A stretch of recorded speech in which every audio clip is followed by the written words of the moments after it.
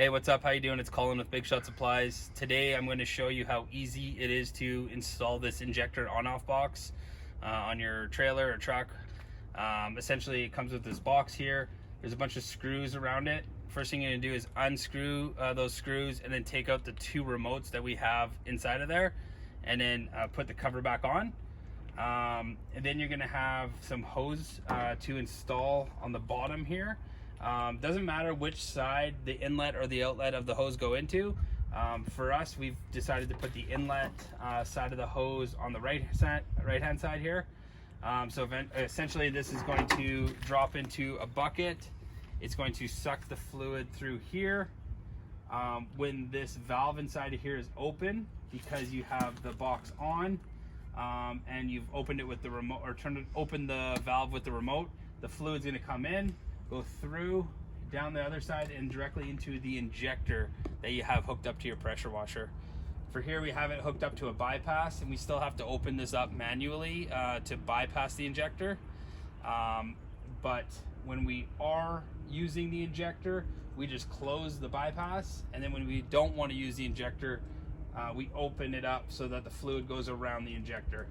So again, doesn't matter what side you put your inlet or outlet on, as long as it's on one of the sides. Inlet sucks the fluid through, goes through the valve, and then directly to your injector. So that hose loops around into the injector. The next thing is you got in the middle your power cord. You got a positive and a negative. It already comes with the ring clamp, and you just hook that up directly to your battery. So the red side goes to your positive, and the black side goes to the negative connection on your battery. Other than that, when you are ready to use this, you essentially just flick the switch to turn it on, and then when you press the button on the remote, it's going to turn this light on. It's going to flash, and if you listen closely, you'll hear the valve actually opening. And then if you want to stop it, you just hit the button again.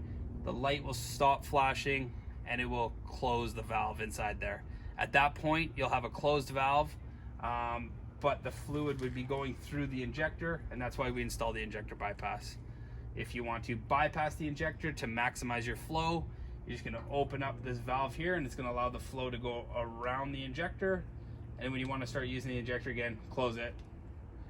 The water is forced through the injector, and that's when you make sure your light's on and that you got it flashing, because that valve inside there is open.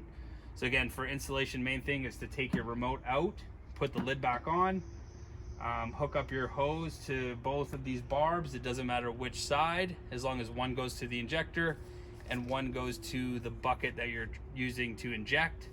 And then the last thing is the cord here. You hook it up to your positive and negative. On the cord, we install a valve. This valve allows you to just open it up, and then you can close it after, so nothing leaks out here after. We also like to add these pieces of PVC irrigation tubing. We just slide the hose through it, and then put the filter on the end.